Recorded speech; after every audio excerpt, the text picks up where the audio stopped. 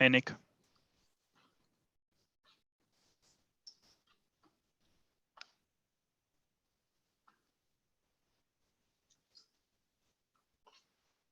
Do you hear me? Oh, yes, yes. Okay, good. I just wasn't sure if I was on mute. I was looking for the button and then I realized I'm not. Good afternoon. Good morning to you. It's 1 hour earlier for you or something? It's 1 hour later. I had a conflict at 9. I couldn't get out of, so I had to book it an hour later. So, well, it's at the same time here in Prague because we already switched the summertime. oh, okay. So by moving it an hour later, you just made it at the same time as usually for us. Okay, there you go. Well, that worked out for you guys. Yeah, but by the way, it's gonna bring mess this whole week. Yeah, well, it's a mess for me too. We have innovation sprint internally at IBM, so every day at 9 I have to get together with the team and just see how things are going. So I'm booked every day at 9. Yeah. Which By is the way, we why are doing the innovation, at least for the API ML team, this time at the same time as well. So well, that's for good. now, Then it doesn't matter. Yeah. But maybe next time we can discuss and try even figuring out something together. Yeah, that's for a long time we didn't do, in IBM, we didn't have an official innovation sprint. And then, we've been doing it now. I think this is our 3rd one. So the next level would be take it to a combined innovation sprint. I'm certain there are topics that would be conducive to all of us working on together. Yeah, but it's fine. Like I'm not hurrying. I think that during the next year or 2, you'll figure it out. Yeah, that's right. We've got a lot of things we're taking on in the next 6 months, so we don't have to hurry. I'm really curious and looking forward for the V2. Yeah. Well, actually, I must say I'm more looking forward to the V3, but the V2 is the necessary part. Yeah, V2, that's going to be a lot of work for me. I'm sorry for that. Yeah, no, that's okay. That's what we're here for.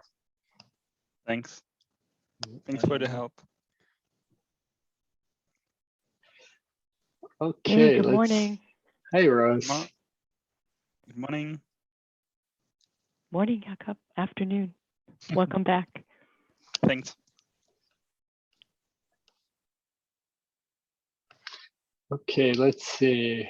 I see a number of people on. I will start to make them co-host.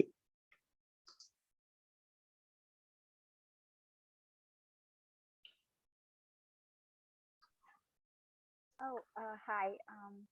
Victor will join in a minute, and you will need to make him the co-host if possible. Sure, I will make him co-host as well. Thank you. Just FYI, Diana, you are very quiet. Oh, okay. I'll try to fix that. Thanks. Yep. Yeah. I mean, if Victor is presenting, then I guess it won't matter. But if you're going to be speaking, then you might want to get a little closer to the mic or speak up.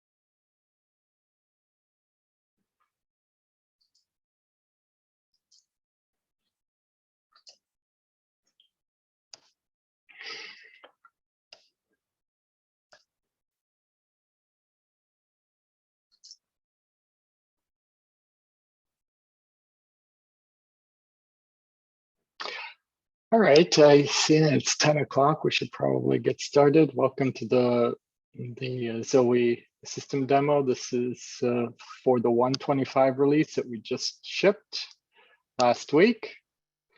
So we have a number of squads that will be presenting.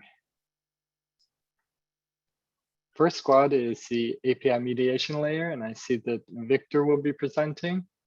And you have finished recording. Hello. Can I start? Yep, go ahead, Victor. Okay, thanks. I'm going to showcase my screen.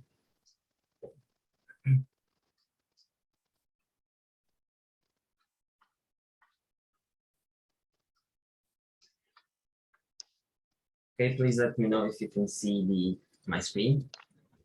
Yes, Yes. we can. Okay, great. Actually, Diana is going to start with the overall presentation, and I'm going to join after her. This was the main project of our summer internship, and it was the wizard feature. And its main purpose basically is to ease the process of onboarding new APIs and to lower the error rate while creating the required configuration file. It works in a way that prompts the user to fill in the needed data, and as a result, it generates the correct configuration file, and the user can simply copy it to their project and use it when onboarding their service. Okay, so yeah, that's basically the premise of the wizard. I'm going to showcase. I'm just going to showcase how it works step by step. Currently, I'm in the main page of the application. This is the dashboard, and we have a drop down. Basically, each item of the menu is a different onboarding method the wizard supports. Once I select an onboarding method, the wizard pops up, and it helps me, it guides me through creating this valid YAML file.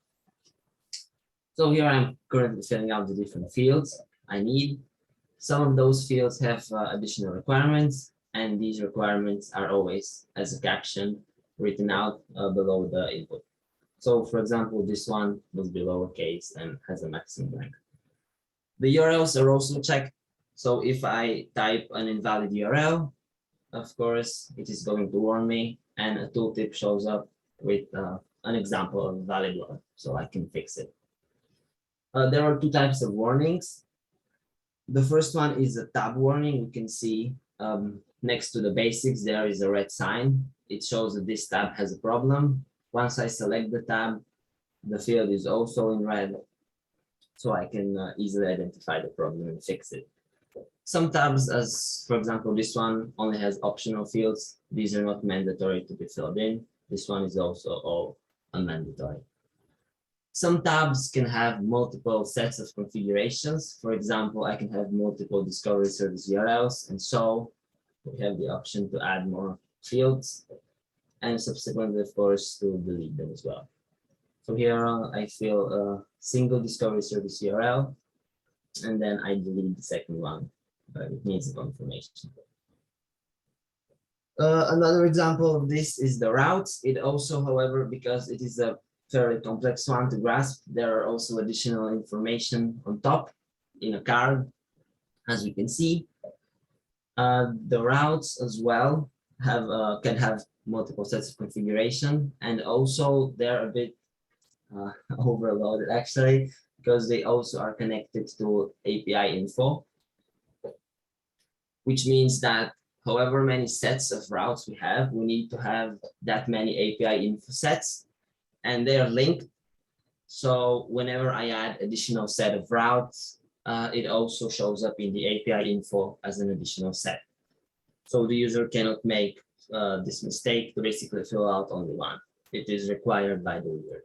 So it simplifies basically creating the correct sets. Okay, and once I delete it, of course, the set also vanishes from API info. Authentication is another example that some fields show up only when a specific configuration is selected. For example, authentication can have different values. And for example, this X509 needs a drop down, but the HTTP basic pass ticket needs an input, and the bypass doesn't need anything. So these fields show up based on what is needed.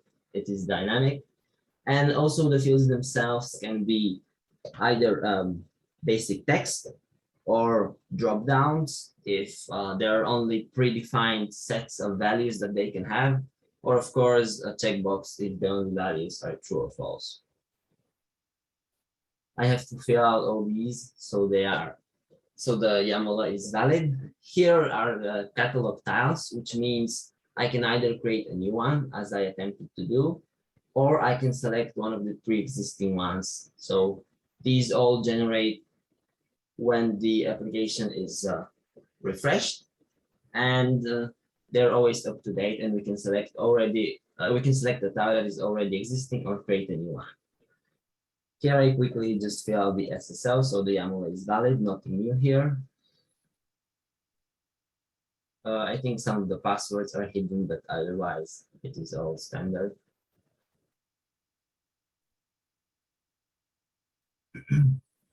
And the resulting YAML is now presented with an option to copy it on the right side of it.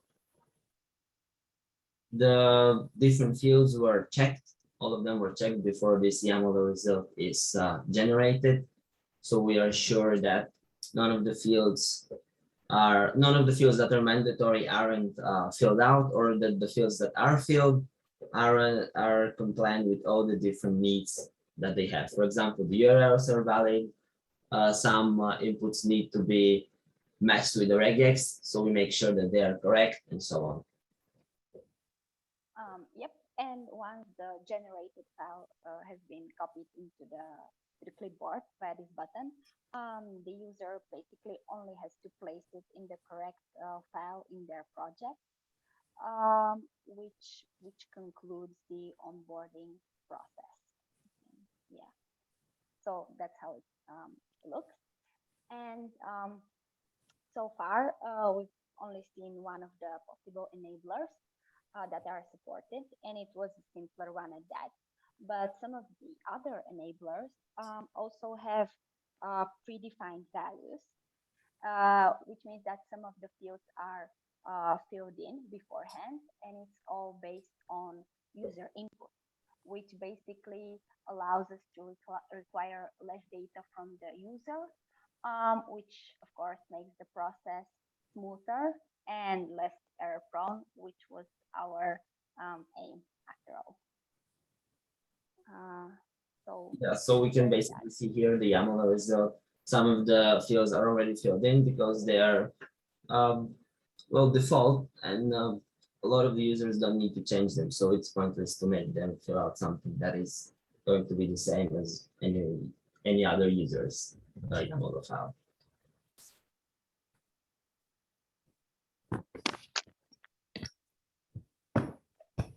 So that's from us on the wizard. Do you have any questions?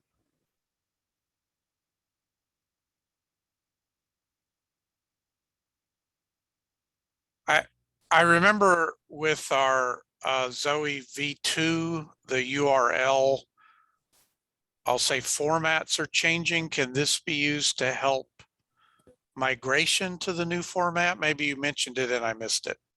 Well, okay, I'm sorry if I interrupted someone. No, it's yours. All the information the wizard actually shows and helps the user with is in these configuration files. For example, the URL change and something like that.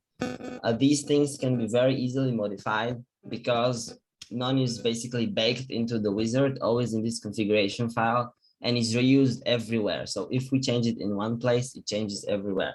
So default values that will be changed with the new version should be very easily integrated into this, and the user, if using the wizard, should not have a problem with using the new URLs. Okay, thanks. Sure. Here I have, for example, the wizard defaults. All these defaults can be changed and change everywhere at once.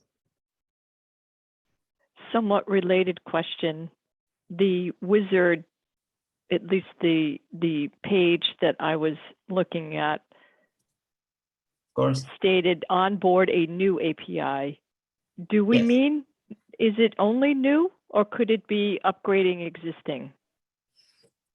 Currently, it only supports onboarding new APIs because it is, well, not everyone can update an existing API. And many of the features right now, this creates a YAML configuration file. So if someone only needs to change theirs, then this wizard isn't going to be of much help because the user already has a valid YAML and needs to update on his side the YAML so it reflects the new changes. However, if we're talking about the static APIs, the ones that are on the server, then not every user has the right to do so anyways, so we can really present that option to the masses. Okay. Thank you. Of course. Hey, I have a question or a comment. This is Michal. So this is not really like new API. It's rather API that is not yet published in the catalog, right? You're Yes. just helping Yes. to register anything that is not yet registered with the catalog. Yes, of course. This YAML is so the service basically can take the API and show it in the catalog. Right. That's why we can either select an already existing tile or create a new one overall. Yeah.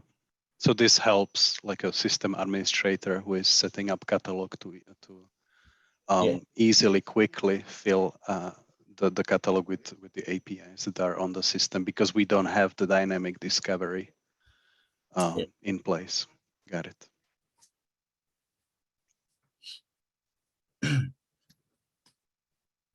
Are there any other questions?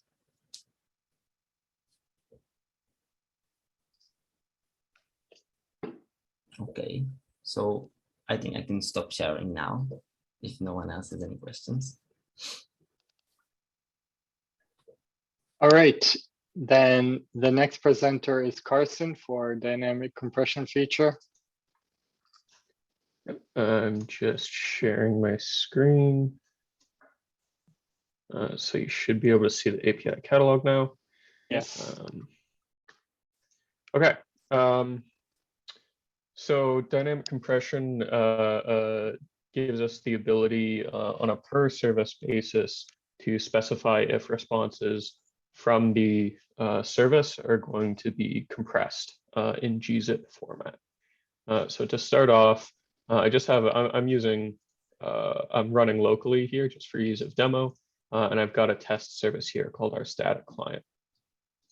So just to show in default, this test service, it doesn't compress responses. So there's no content encoding gzip header, so it's not compressed. And here's another endpoint just to show it's not compressed. But what this feature you can do is if you go into the service onboarding, in this case, I have a statically onboarded service.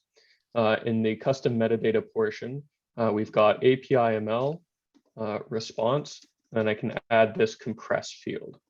So under custom metadata, API ML response compress. So here I've set compress to be true, and with no other fields, this is just going to tell the API mediation layer to compress all responses from the static client service. So if I go and I just refresh my static configuration to pick up the change, and then I send another request here to my static client, and we can look, and now we can see content encoding gzip.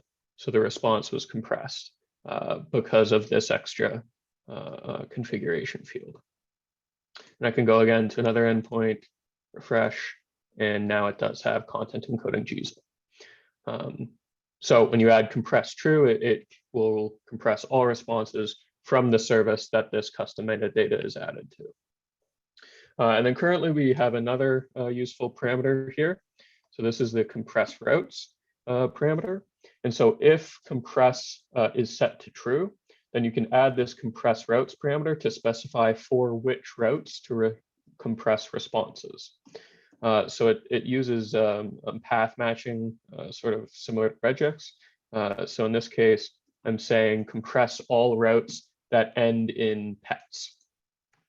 So now this greeting route won't be compressed because I've got compression true, and I'm saying only for routes that end in pets. So if I pick up those changes and then I refresh, this route does end in pets. So we see that it still has the gzip content encoding, meaning it's being compressed. But now with greeting, this does not end in pets. So it no longer has the gzip compression. And just last note, you can specify multiple routes here. So I can say compress any route that ends in pets or in greeting. So just a last test, I refresh and I come back to this greeting route. It wasn't compressed. And now with that change, it is compressed again. So that's pretty much it. This compress routes, again, it only works if compress is set to true. So if I were to set this to false, then nothing will be compressed, regardless of what's set here. So that's pretty much it. Unless there's any questions, I'll hand it back over to Nick. Carson, Hey, this Carson. go, Rose. Sorry, it just real quick. It seems like the logic is limited to or with the compress routes, right? This or this or this or this, right? Well, this is, I'm just using simple path matching, but this is actually a robust way to match paths. So you can get pretty complex. So I'm not sure I'm fully understanding your question. Well, meaning, could you add ands? Could you say or not? Could you? I'm just looking at I see. The Boolean logic. Oh, okay. So yeah, this is only inclusion. So if we have compressed set to true, then you can only specify which routes will be compressed. You can't say, you can't get more complex with the logic than that. Okay. But with the path matching, I think most use cases might be a complex path matching regex, but you can probably hit your use cases. Got it. Thanks. And this compression is running in Java, therefore runs on zip engines on ZOS. Is that true statement? So it does run in Java. I wasn't the one who implemented this. Yes. The answer is yes, it's running on Java, it's zip enabled. And if there is, it seems that the Java implementation that's actually used by default, it's part of the Java, is depending on the specific hardware processors for gzipping if they are available. Okay, thanks.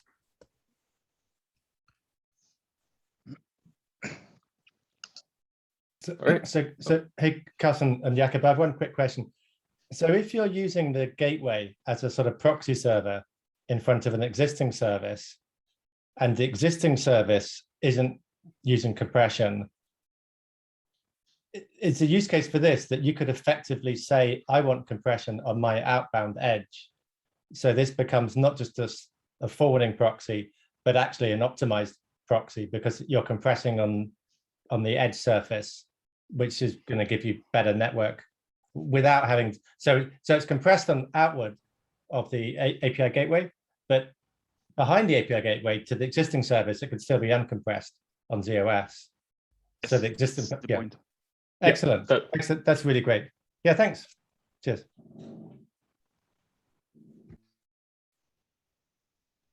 All right, I'll hand it back to Nick then. Okay, the next presenter is Jack, and he's going to present Kubernetes in Zowe. Hi, Nick. Let me quick share my screen.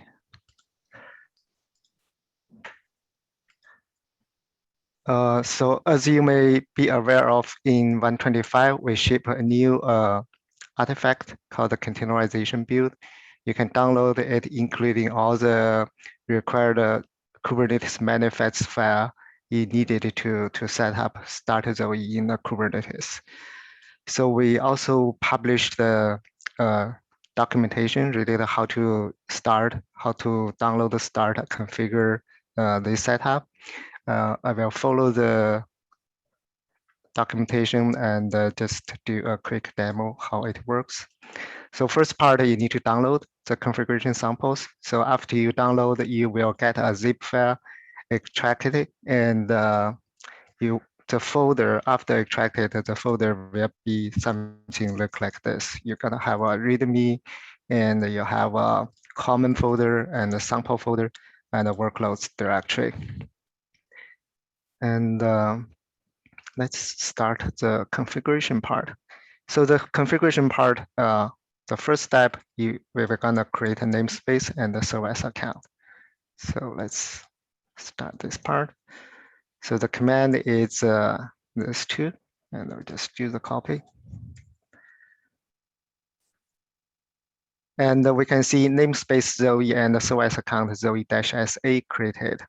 So we can do the follow the verification from here to get namespace or get service account. For this demo, I will just use my K9S and let's check namespace. Okay, now we have the Zowe namespace, and if we check SA, now we have the Zowe-SA created. Okay, next step, create the PVC. The PVC is required to share the content across all the components. So that's basically, if you know how Zowe is running on ZOS, that's basically the instance directory, workspace directory. So we want to create a PVC on this. We just apply this. Based on the Kubernetes setup environment, you probably need to customize this file. So if this doesn't work for you, and you probably need to check with your Kubernetes administrator, and I'll ask us what's really happening. So basically, how do we verify is when after you create the PVC, it should be looks something like this called Zowe-PVC workspace-PVC, and the status must be bound. That means the Kubernetes successfully provisioned a new PVC provision volume for you. And we initialize the capacity to 50 megabytes. So in some cases, depending how you want to use Zowe in your end, you probably need to modify the capacity to make it bigger sometimes, based on what kind of extension you want to use. And the third step is we need to create and modify the config map and the secrets.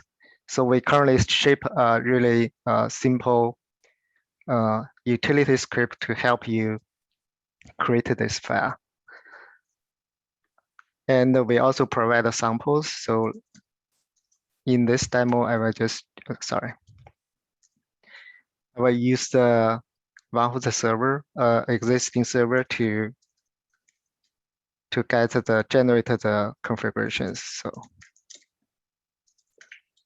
So based on the documentation, what it asks, we go to the instance directory. Currently, I move to the Zowe instance, and we run this command.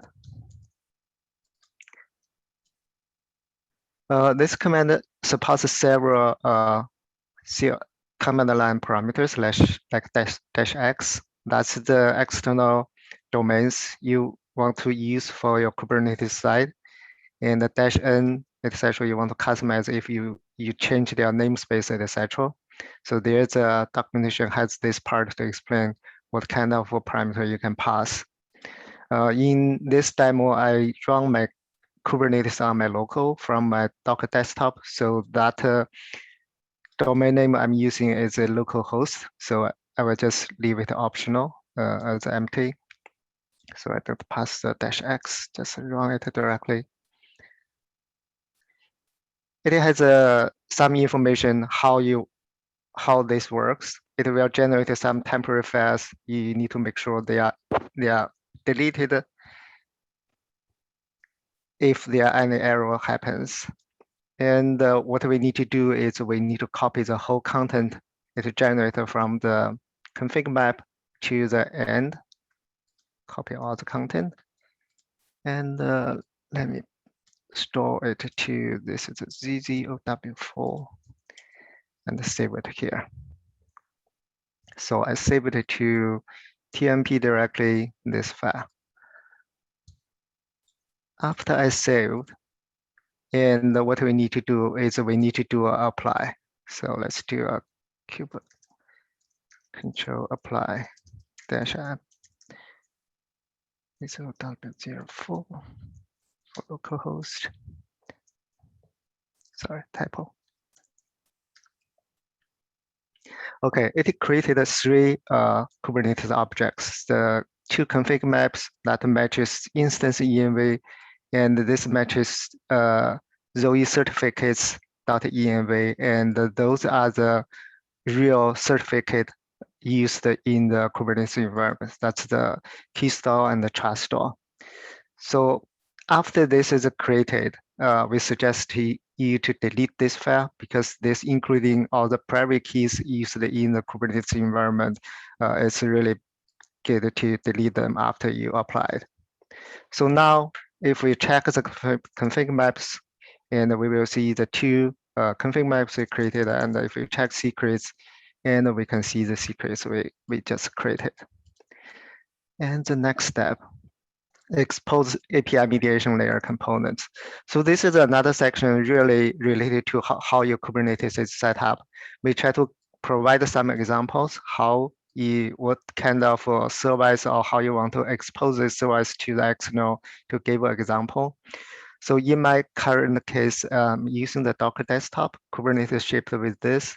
And so what I need to do, I need to apply the load balancer part kind of service, and there's no additional setup required.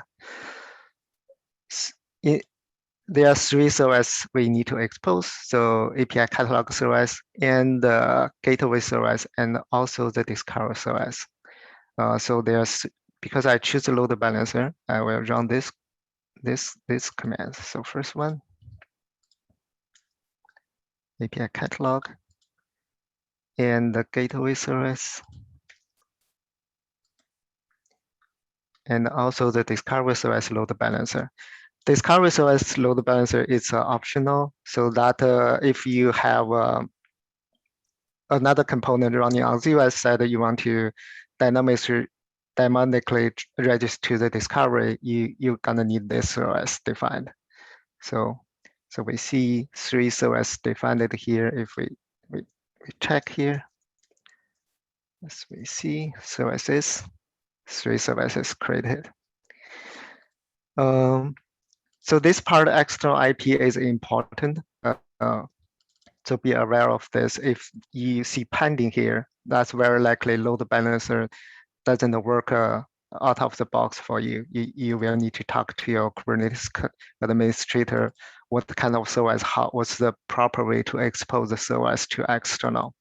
If you are using a cloud vendor Kubernetes, for example, Google Cloud Kubernetes, IBM Cloud Kubernetes, Azure or AWS, usually after you define the services, you will see external IP available here. It's not a local host, but a real external IP, and you can use that to access your Kubernetes environment. So we've done all the 4 steps defined here.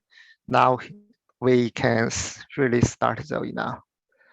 So I have a fix for this already. So what we need to do is we need to apply the workload instance-env. It will create all the workloads we needed. Okay, let's check pause. So now we can see it's initializing and it's starting the components all together. And if we check any of them, and they are in different stages of copy files, creating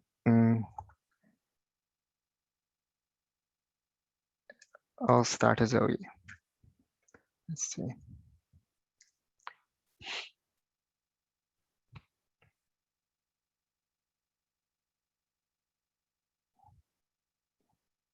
This one is faster. Let's see this one.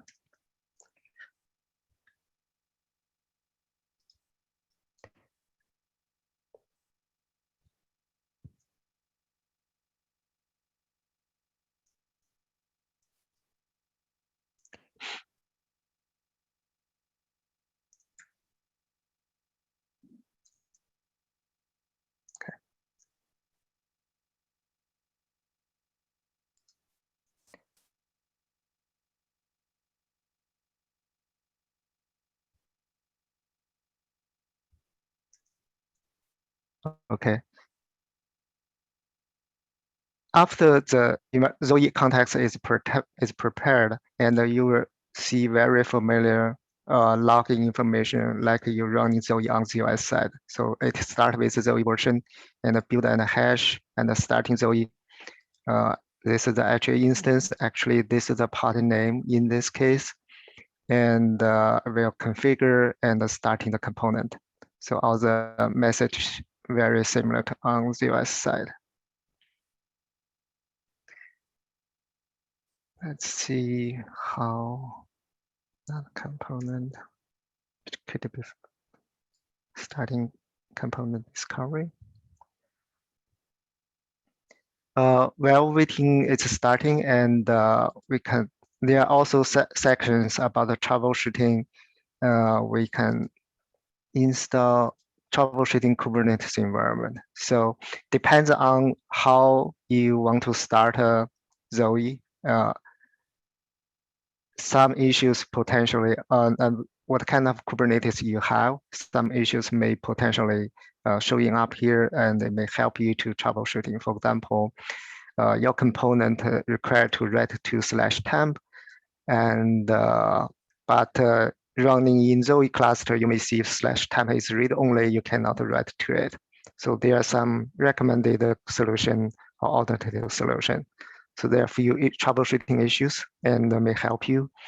Another part is we also introduce a section saying about how you extend your own extension and put it into the Zowe cluster. So what you need to do is you need to define a component image and publish to a registry and define your deployment object following the example. We do shape an example in the samples directory called the sample deployment. And after create this, you can just do the Kubernetes kube control apply -f to the new deployment you created. Then it will start. We also share the information about the container conformance criteria. So this is a new criteria. Will tell you, introduce how you prepare your image and how the image will be started in the Zowe cluster context. So there's more information. Let's see if they are created or not. So still running.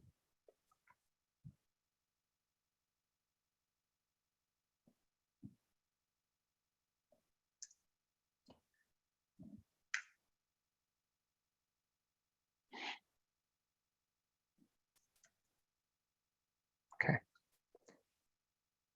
I think discovery is started. Yeah. Host gateway.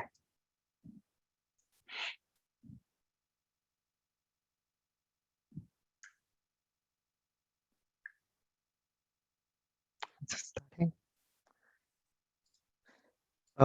The conformant criteria introduce how you can define your image. So what kind of base image you can use.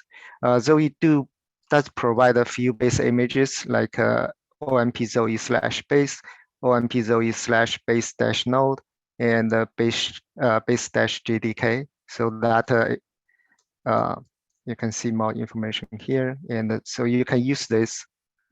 If you don't use the base images we provided, we do have some requirement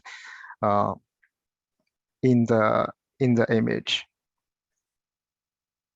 And how the image files and folders should be structured. So basically, we ask for licenses directory, and we ask a /component directory, and the manifest is required for all the components. And you need to define the Zowe user following this instruction. Or if you use the base images, this is already predefined. So you don't need to worry about it if you use the base images provided by Zowe.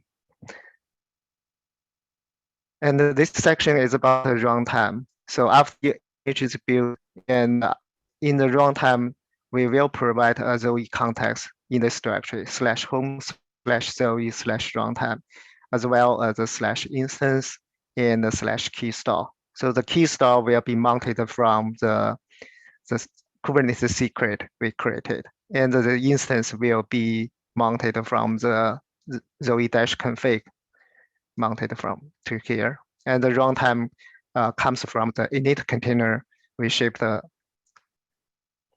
prepare these images. I think they are started. Let's see. Okay, also gateway started. I usually start them.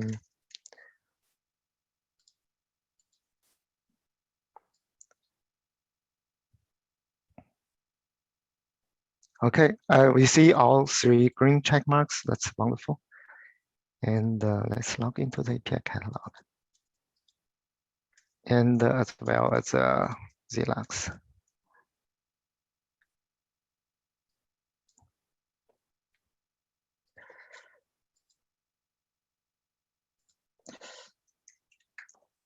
Login.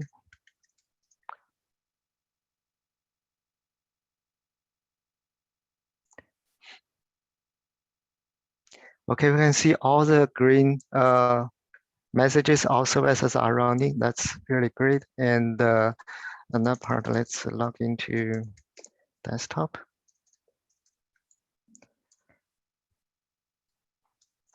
And we can see Jazz. We can see,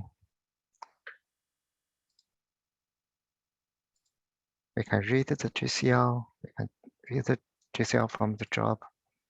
And we can use the editor. We can check the profile.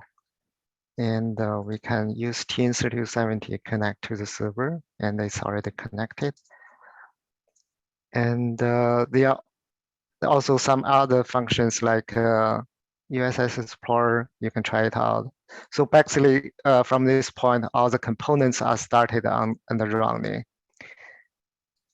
So that's pretty much my demo for today. And I'm not sure if there are any questions you want to ask. And by the way, this is a really team effort. I'm really appreciate the helps from APM Mail Squad, the desktops, Web UI Squad. Thanks for all the helps. Yes, thanks for coordinating all of this. I think it was really a good group effort. Yeah, it's really great collaboration. Thanks. Okay, any questions for Jack? Okay, the next squad is the Explorer squad. We have Hey, Nick. Michelle. Yes, I can share my screen.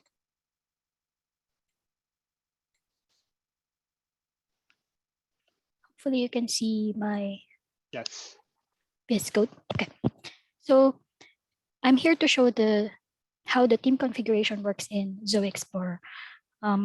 The use case is that I'm the team lead or system admin, and I want to initialize the team configuration for my team.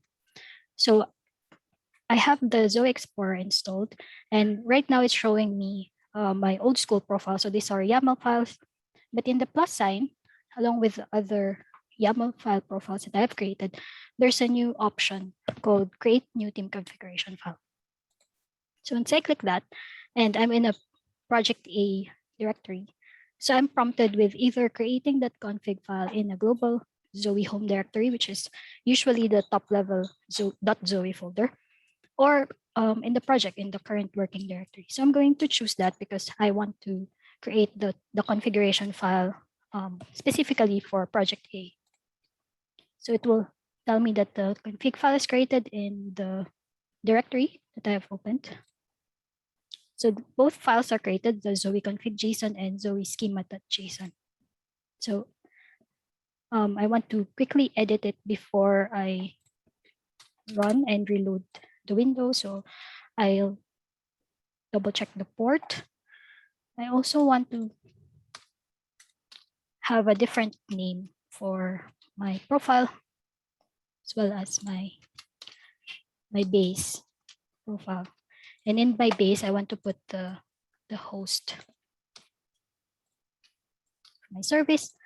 And with VS Code IntelliSense, it will help me input my some defaults based on the values in the schema file. So if I want to add more properties, I can do that using VS Code IntelliSense. So it will show me a list of properties that I can add to my base.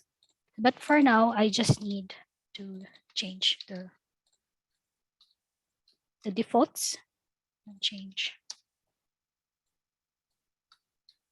the ZSMF and the base. So I just put my host port and reject unauthorized. And then I can go back to the message and I can reload the window. So we do this because from previous old school profiles, now it's going to shift to the CLI profile manager of the team config. So as you can see, it loaded the default ZSMF profile. And the way that I can use it is, again, if I want to search for data sets, it's going to let me input my username and password. So the password will be, let me just enter my credentials first. Oops. Sometimes the refresh doesn't initialize it quickly enough. Okay. So once the credential, I've entered my credentials, they will be stored securely in the secure credential store because I have the user and password fields stored in the secure array.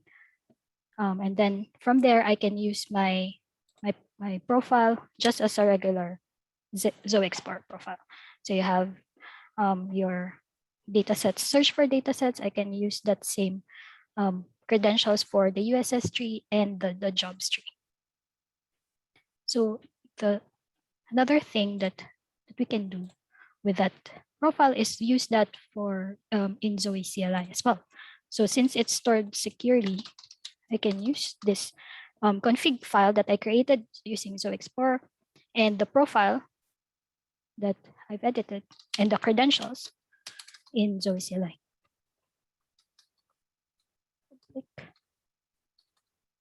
For example. So it's interchangeable. So if I created this config file in Zowe CLI, I can use that within Zowe Explorer. And if I create a config file in Zowe Explorer, I can use that and the credentials in Zowe CLI. So that's one use case. So this is a team lead that created the config file, edited it, and tested it with the schema file. So since it's in a project file, I can now push this to a GitHub repository for my other team members to use. So what if I'm that team member? So let me show that quickly. So if I open a folder where I have, this is a folder that I cloned from a GitHub repository, and it already contains a config, the JSON, and a schema file. So if I don't do any modifications to the config file, let me just quickly check what it contains. So I have here a ZSMF profile, a ZFTP profile, and some defaults. And in the schema, I can check that the ZFTP schema is there. So this is a way for extenders to use that same profiles cache as Zowe Explorer. So we have that already in this @next version. So just a reminder that this installation is from the @next v.next Zowe Explorer, and I also have the Zowe Explorer extension for FTP also in the @next version. So that's why it works. So if I go to my tree, I can see that both the ZSMF and the ZFTP defaults are loaded in the tree. So let's try using the ZFTP project. So this is the experience if you cloned the repository from GitHub, which already contains a Zowe config file, or even if you didn't clone it, you copied it from someone, somebody gave it to you, and you saved it in the project. So the only thing that you have to do, since the secure fields are already stored there, everything's set up, all I have to do as a user is just enter my credentials. And you'll be able to use it within Zowe Explorer. So this is the FTP extension using that same profiles cache and initialization within Zowe Explorer. So if you want to check it out, so we have this vNext release under the Zowe technical preview in the zowe.org.downloads page. It will link to our GitHub releases. And you need to search for the pre-release tag. So this is what I have installed. We also have the early access documentation, and I mostly follow this in my demo. So are there any questions before I move to the bot? Rochelle, just real quick, it's Rose. There is nothing preventing anyone from actually attempting to create that YAML file, correct? There's no security that says if you're a developer, you can't do this.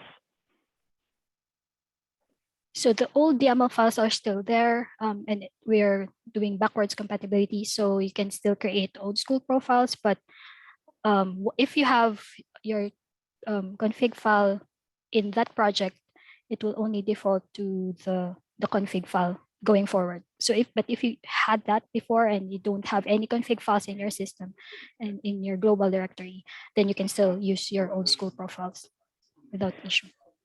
But slightly different question. Mm-hmm. When you started the presentation, you said if I'm a team lead or someone specifically assigned to create profiles, I would go in and perform these actions. There's nothing preventing anybody else from performing those actions, correct? Correct. Okay. Yes. Okay, So, thanks. Yeah, exactly. So if I want to play around with a different LPAR, I can still create my own config file for that project. I don't need to share it. But if by default, by design, you can share it because the credentials are not stored there. It's secure by default. Thank you. All right.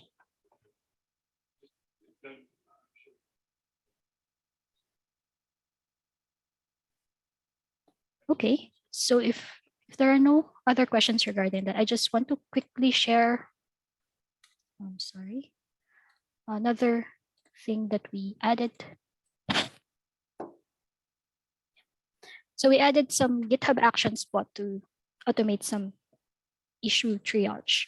So if you create an issue tagged with enhancement in Zowe Explorer, you would receive this auto-respond GitHub Action Spot. It describes that the community has to upvote. We set some default upvote number. So we're still discussing if we want to leave it at 10 and 30 days upvote. So this reminds us as a squad that if it's upvoted, we have to move it to the backlog, and if not, then it's not higher priority. And same way, if you open a bug, it's just a reminder that provide the steps to reproduce and some context. But I think more interesting bot that we added was this GitHub Actions that closes stale issues. So whenever we do refinements within the squad, we add a needs more info label when we have a question for the person who opened the issue. So if we add that label, 7 days after, this bot checks if there was any update at all. If not, it would comment this, mark it as stale, and it will add the pending closure label. And 7 days after the pending closure label is added, it will automatically be closed. So just some interesting GitHub actions. I know that this was requested in the previous PI planning as well. So I just wanted to quickly share that. So if you're interested, we have the workflows, close tail issues, and Zowe Explorer autoresponder if you want to check that out. That's it for me. Any questions? All right, so I'll stop sharing. Thank you. All right, thank you, Michelle. The next topic is the CICS extension by Jeffin. Yep, sure. I'll just share my screen now.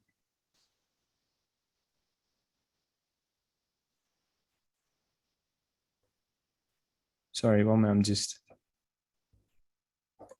allowing Zoom to.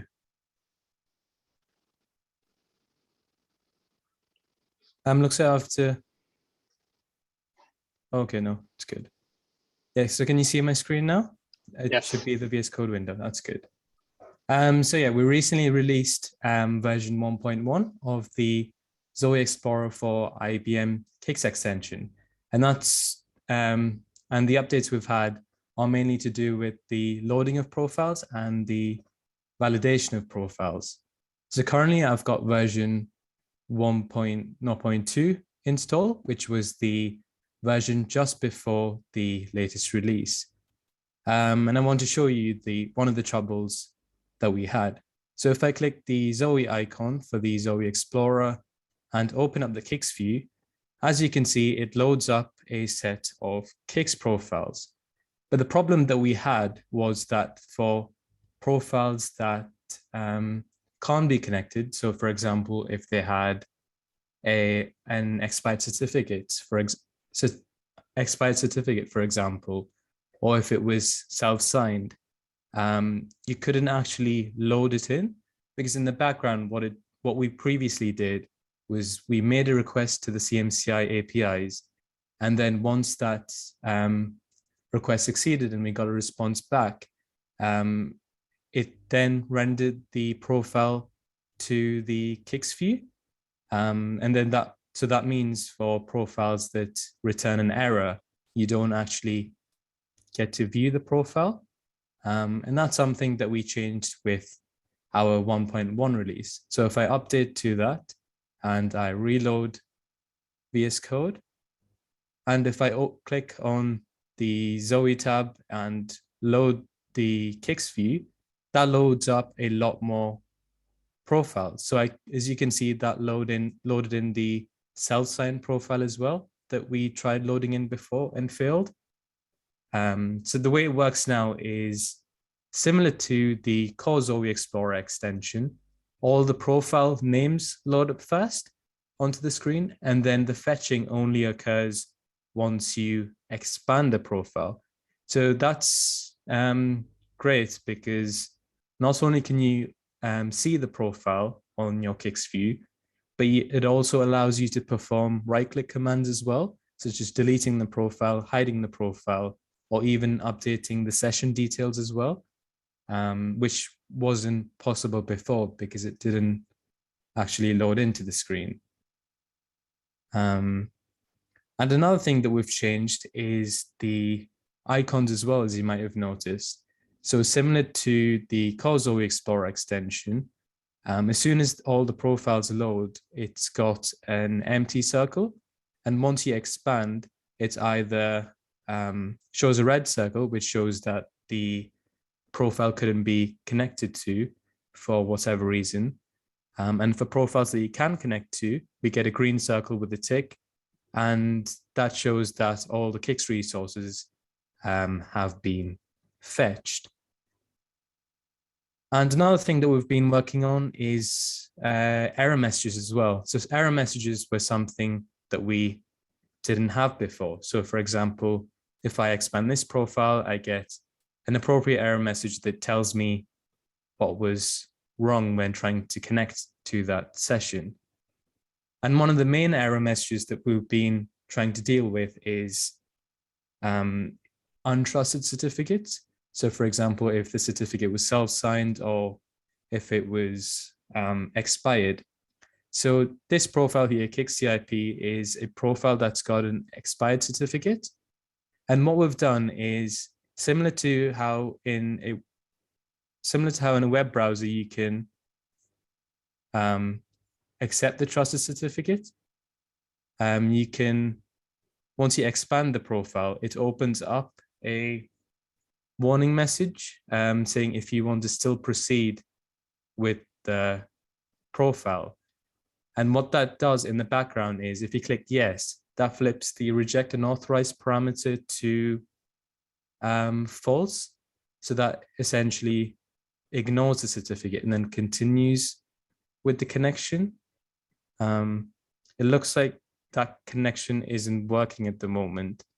But if we try it with another one, if I click yes, that flips the reject unauthorized parameter and we get a different error, which shows that the certificate has indeed been ignored, which is quite a nice feature for developers trying to access profiles that are self-signed or expired.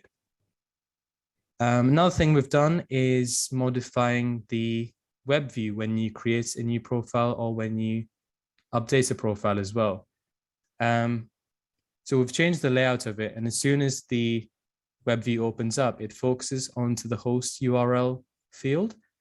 And that's quite nice because once you start typing in your host URL, it also fills in the profile name as well. So what it does is it passes the first set of strings before the full stop. And that's quite nice because it reduces the number of fields that a developer would have to fill in to actually connect to the session. And if they wanted, you can also override the profile name manually as well. And we've also changed the name of the reject unauthorized field as well to something that's more understandable for users who aren't familiar with that parameter. And we've also excluded the need to put a value for that field if the protocol set to HTTP. So if I switch that to HTTPS, then I get the option to toggle between true and false, which again, it makes life of a CICS developer easier because there's fewer fields to fill in. And I think the final big change that we've added is the filtering of regions.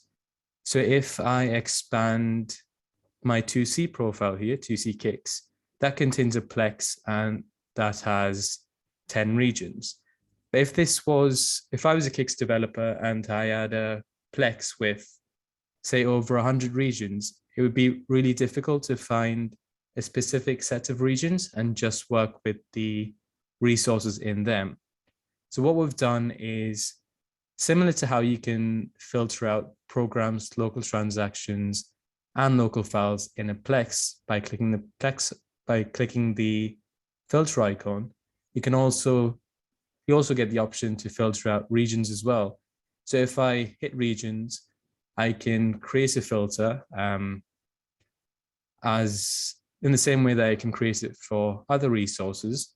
So if I start typing away and I use one of the filters that I used previously, so IYCWEMW, so it filters out all regions that start with this string. And what that allows you to do is work with just the resources in those two regions, which is again quite nice. And once you're done with that, you can hit the clear icon and clear the filter on all the regions, and then you get back your default list of regions. I think that's it from me. Are there any questions? Oh, actually, just before I open that back up, I think the system's back up. So what I was showing you before was the CICS CIP profile has an expired certificate. And as I mentioned before, that opens up a prompt saying that the certificate is expired and if you'd still like to proceed with the connection. So if I click yes, that profile reloads. And as you can see, the red icon changed to green. And now I can load all the resources in that in that connection, which is quite nice. Yeah, those are the big changes that we made. Does anyone have any questions?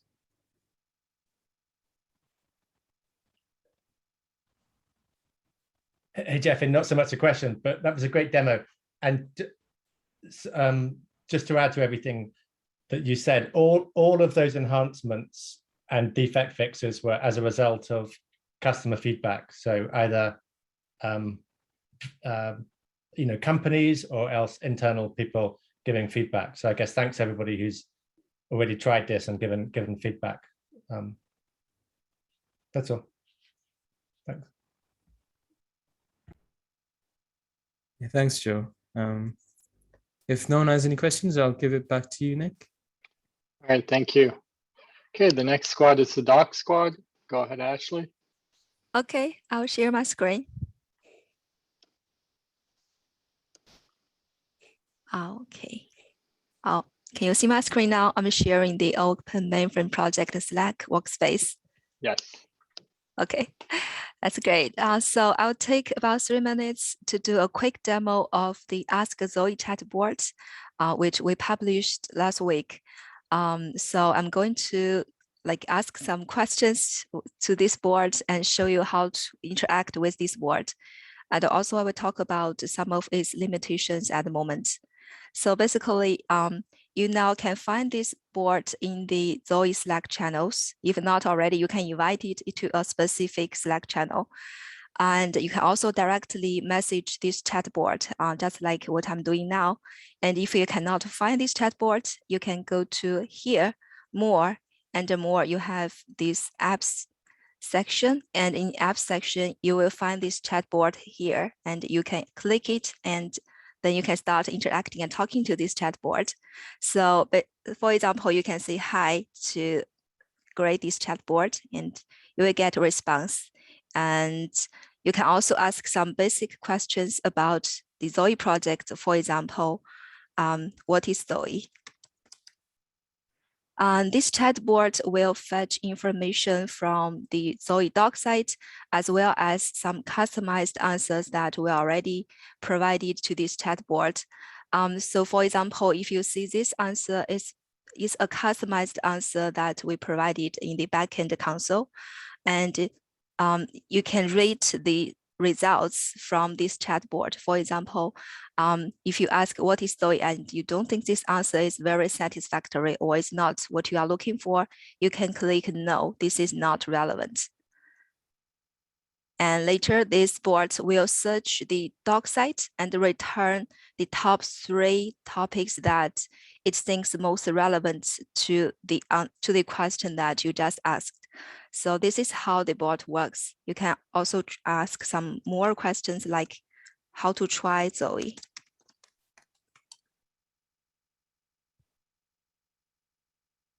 And it will tell you several ways that you can try out the Zoe project, like the Zoe Z trial and the Zoe tutorials page, as well as how to get started with the project by directing directly to the doc site. And you can help this board learn by clicking, yes, this is relevant. And you can ask more questions. In most cases, some users, as we know, they like to use or interact with a chatbot for troubleshooting purpose or do the Zoe installation. So you can start with that. For example, how to install Zoe. You can specify a specific Zoe component that you'd like to install Zoe CLI, for example. Yeah, you are going to get the answers here, and you can still click, yes, this is relevant to help this board train itself in the backend. And you can also ask more questions like troubleshooting, for example. Troubleshoot API ML.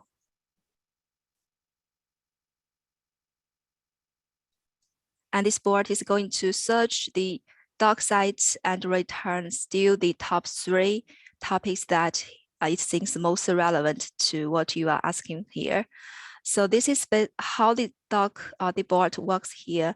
And as you will notice, these boards will now has some limitations. For example, you might be looking for a specific message or error code. But when you search that code or ask the message code to this board, for example, I'm going to search this error code here. As you will notice, it will only return the high-level topic that contains more detailed information for this error message. So this is one of the limitations for this chatbot at the moment. But we are going to look to how to investigate how to like make this board return specific error message from the Zowe doc side. So that is in our future roadmap. Okay. That's basically all the demo and the information I want to share with you about the Zowe chatbot. As mentioned, it's already available in the Zowe Slack channels and workspace. And you can go to these Slack channels and workspace and try it out by yourself. If you have any questions or any comments that you want to provide or any feedback, feel free to reach out to the Doc Squad or myself and to help us make these boards work better. Okay. Any questions or comments? So Ashley, refresh my memory. This is a free service that Watson is providing. And how many, was it messages per month that we are allowed for free? Oh, it's 50,000. Okay. And then if we reach that limit, it just stops answering, right? It doesn't give you any kind of message that you've reached your limit? Yeah, it will stop responding. Okay. So well, first of all, I doubt we'll hit that limit, but we might want to document someplace that if it does stop answering, that's a possible reason why. Yeah, that's a good point, Bruce.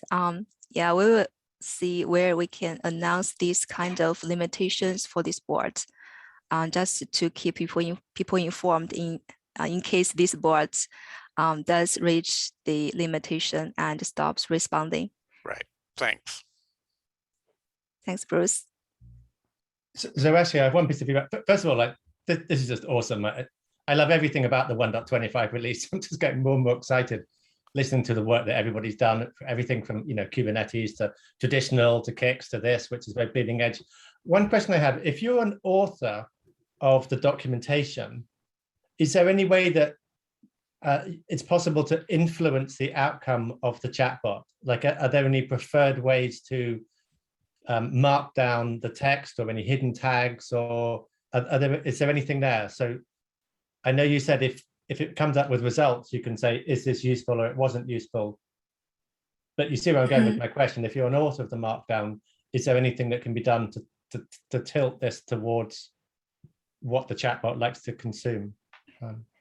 Yeah, I understand your question, but I'm not sure of the answer here. Okay. Basically, this board leverages IBM Watson services like Watson Assistant and IBM Watson Discovery. And IBM Watson Discovery will do the crawling of the doc sites, but I'm not sure of like how it crawls the doc site, any words or any format or patterns that we could follow in order for this chatbot to perform a better job. But I think the Doc Squad can investigate later. Awesome, thank you. Yeah, thanks, Joe. Ashley, it throws real quick, and I'm sure that you hovered over this, but are those live links? Yes, okay, perfect. Yeah, these are links to the doc site, and when you click it, you are going to be directed to the online documentation. Okay. I think I have seen one thing actually previously where you can get graphics back, can't you? I've seen the inline graphics if you ask for a diagram, is that right? Yeah, I think so. For example, if you ask Zowe architecture. Okay, it's not showing diagrams at the moment. I'm not sure why. Previously, I think I saw it. I'm sorry, I'll keep my mouth shut. I've made your demo go. But yeah, I have seen it, yeah. And I know you're trying to do things as well, like include more video content. So that might, to Rose's question there, we can get it back. So the content that's returned here might be more precise as to the actual result. But if not, they're hyperlinks. Thank you.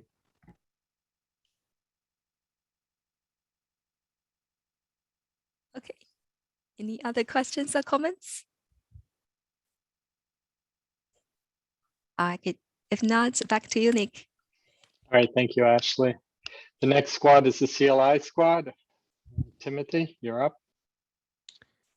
All right, thanks, Nick. I'll share my screen.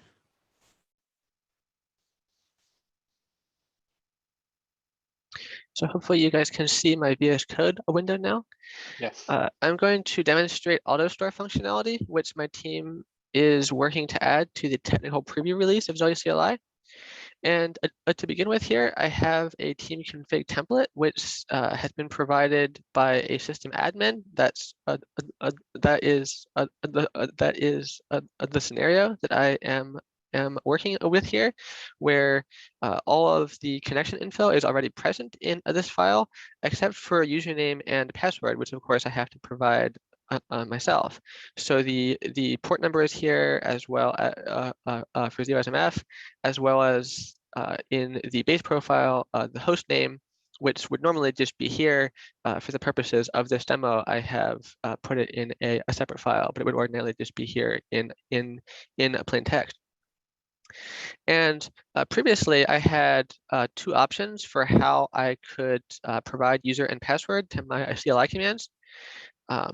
So the first option, which I'll quickly show, is I could just type in my username and password for every CLI command that I run.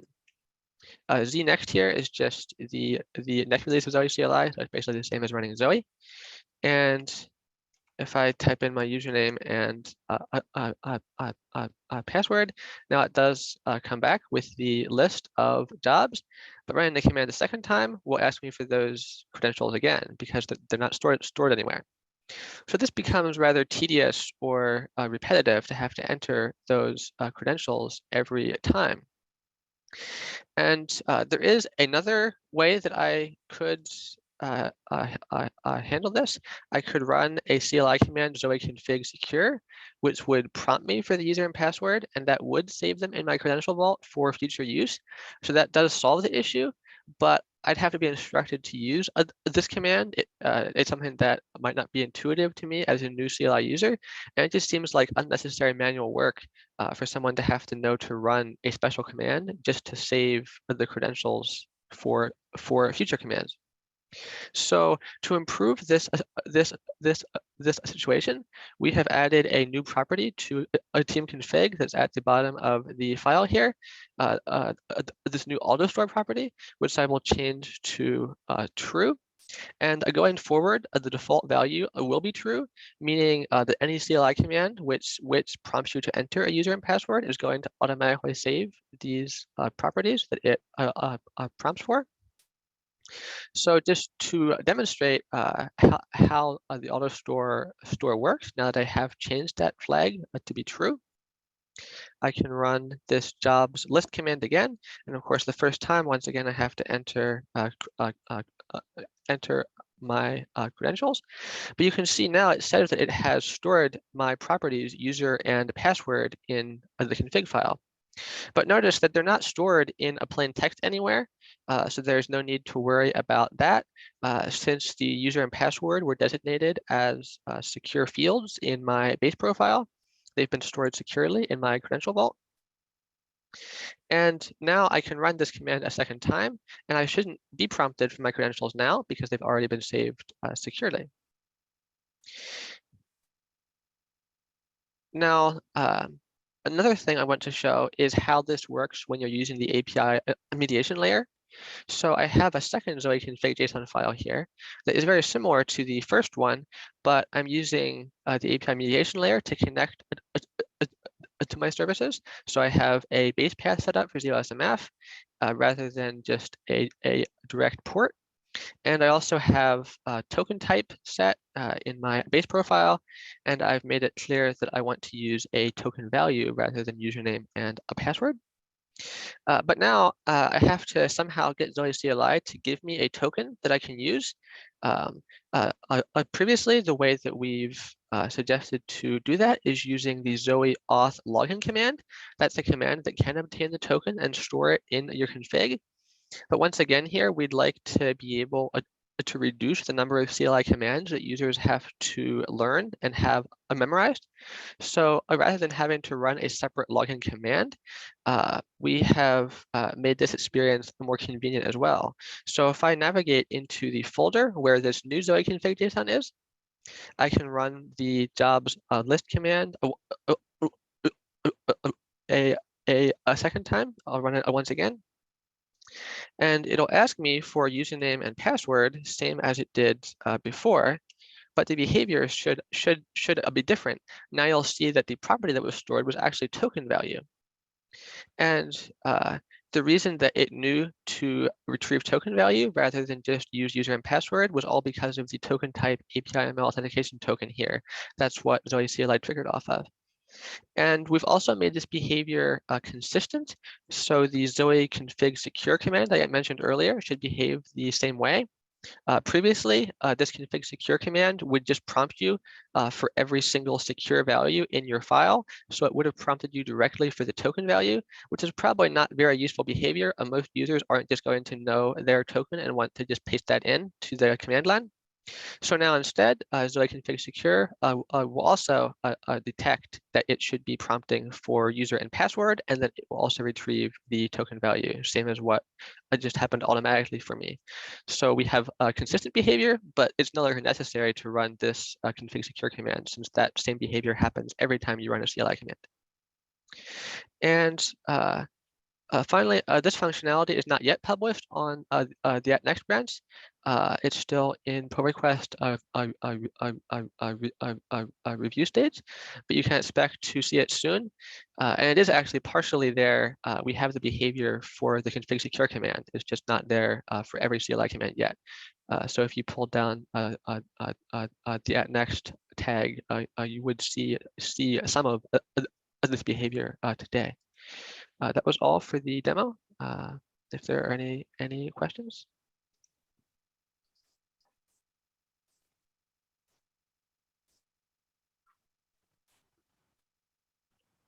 Not so much a question, Tim, but I loved watching it. It's excellent. Really good. Yeah. +1, great stuff. Thanks. Yeah, hopefully it will improve the user experience for the CLI. Definitely, it was one of my worries about, not so much a worry about vNext, but yeah, I love the auto store. It's really good. Yeah, glad I got there. Cool.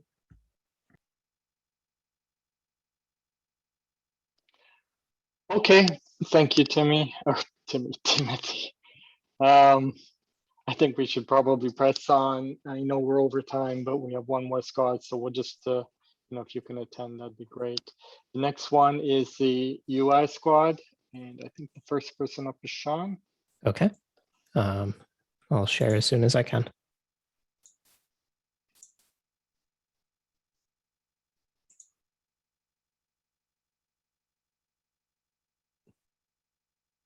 Just waiting for co-host.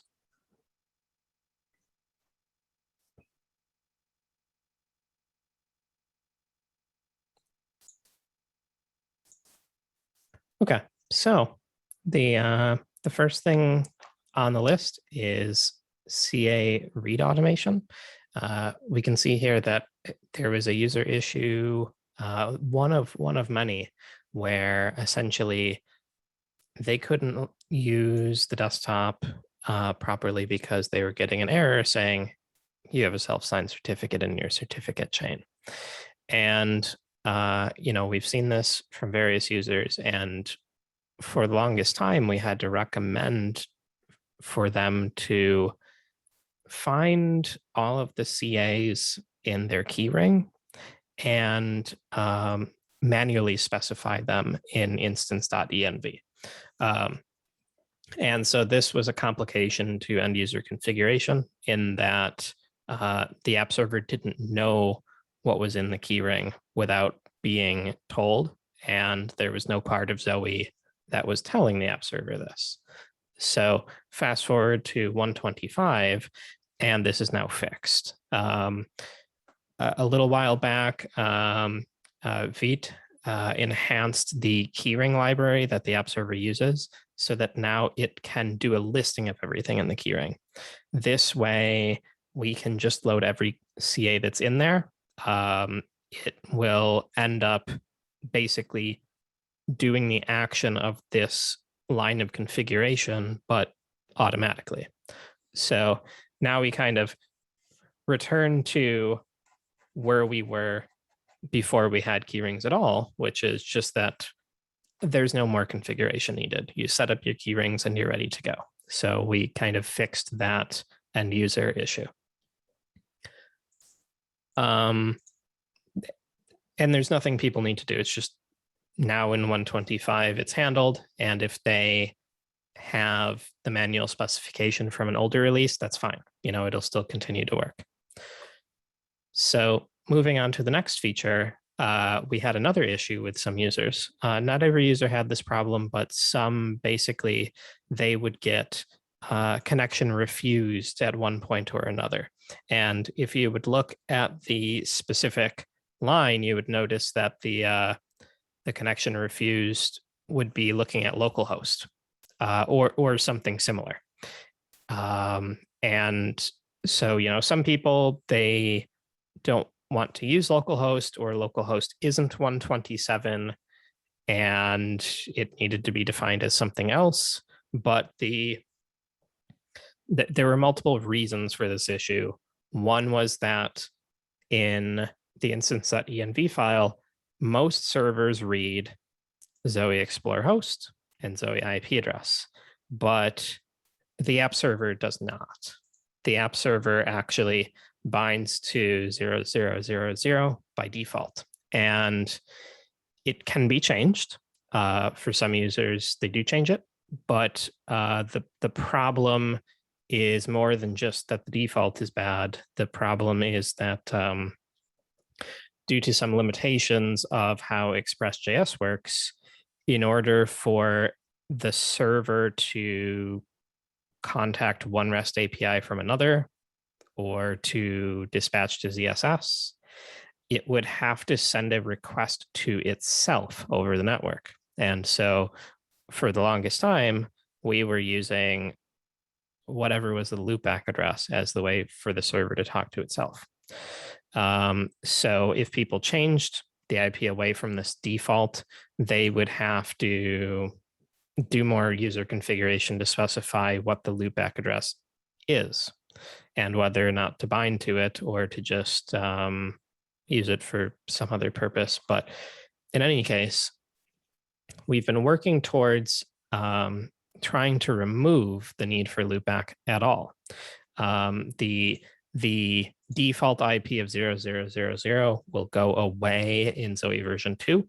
We just don't want to disrupt anything, but the loopback removal we can do ahead of Zowe version 2.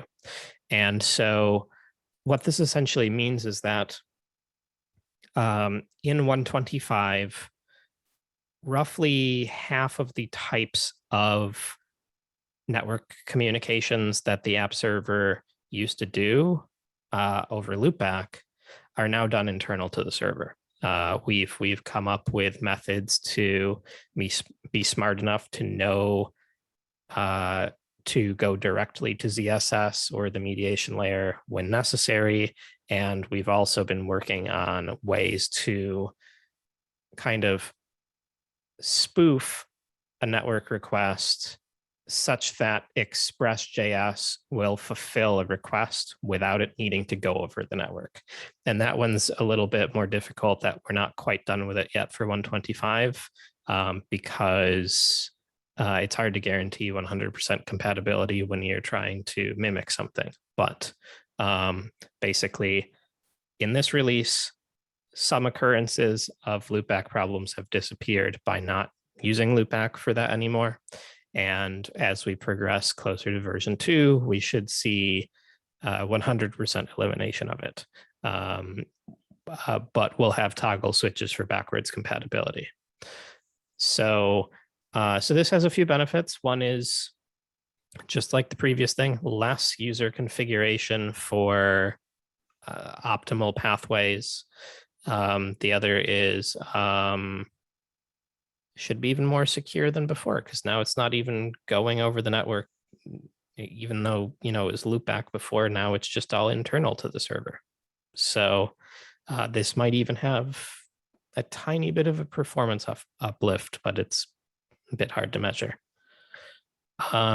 So yeah, that's phase one of our loopback routing reduction. The next thing that we did in this release is script location update. We had an extender who had an issue with one of our recent releases in which they were hard coding a path to an internal directory in the root directory that we didn't really realize they were doing. And so when we did some code reorganization, they couldn't find the scripts anymore that that really needed a more public place to begin with. So when we realized that there are extenders that rely on certain scripts and utilities that we have, we thought, oh, why don't we just move those into the instance folder so that people can find them in a place that we actually want them to be found. So this is a copy rather than a move. So these scripts are still in their previous location in case people are relying on them there too. But now what we'll see in 125 is that if you go into the instance bin utils folder, you'll find ZIS plugin install.sh.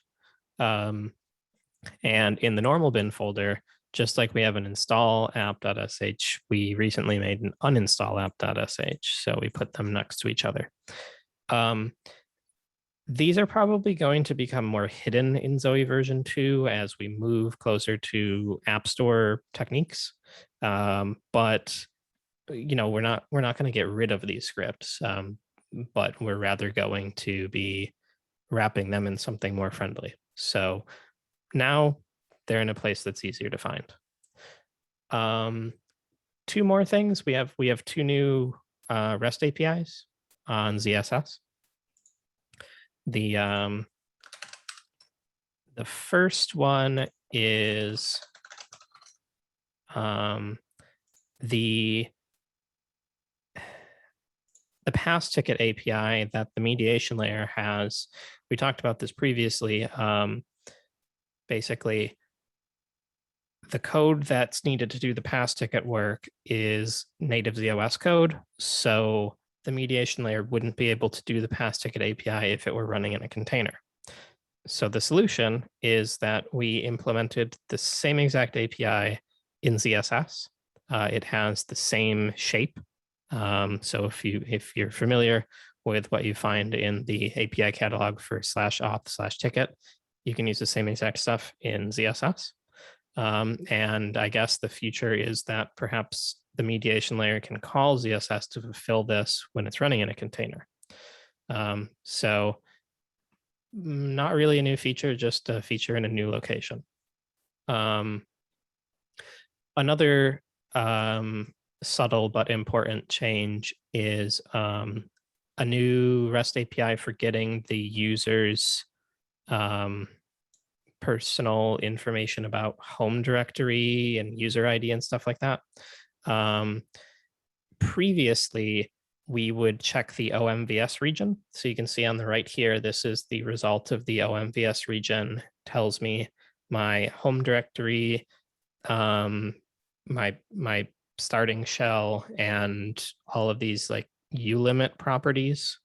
The editor really only needs to know where the home directory is.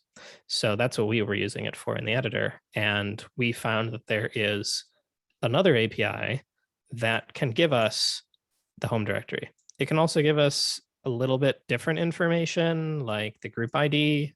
But basically, the reason why we now have two APIs here is because this OMVS API, although it shows different information, it requires a RACF permission to be able to get this information. So it's a little bit more setup in Zowe. However, this new API that we've built doesn't require any RACF permissions at all. So this will further simplify the out-of-the-box installation because it's just one less RACF profile that you need to set up for Zowe. Both APIs still exist. So if people are still using the old one, they can continue to. It does show slightly different information, but if people are just trying to get to the editor, now it's a little bit easier. And that's my half of it. Do you want to move over to Lenny next? Sounds good. Go ahead, Lenny. Sure.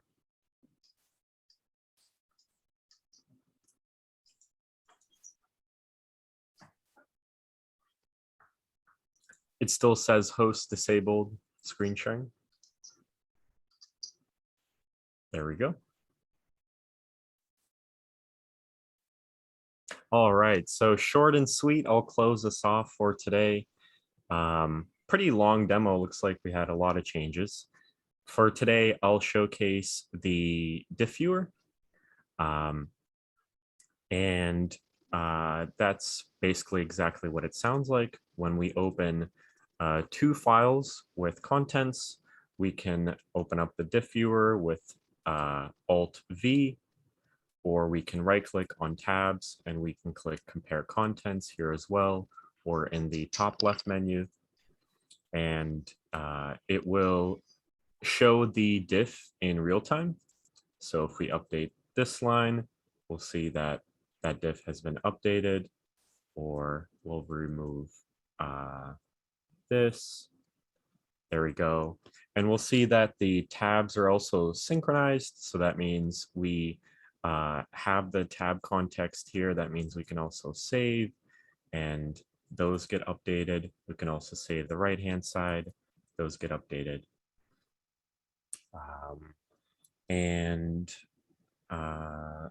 We have a few other editor changes, some quality of life improvements. We have some things like we can now hide the tree view, and that'll be really useful for, say, in app to app, when you want to plop the editor open with a certain file or data set already opened. You can do that while having the tree hidden, things like that. In the next release, we're going to have data set write support, which is really nice. I just merged that today, but we're already going over time, so I'll save that for the next demo. Do we have any questions?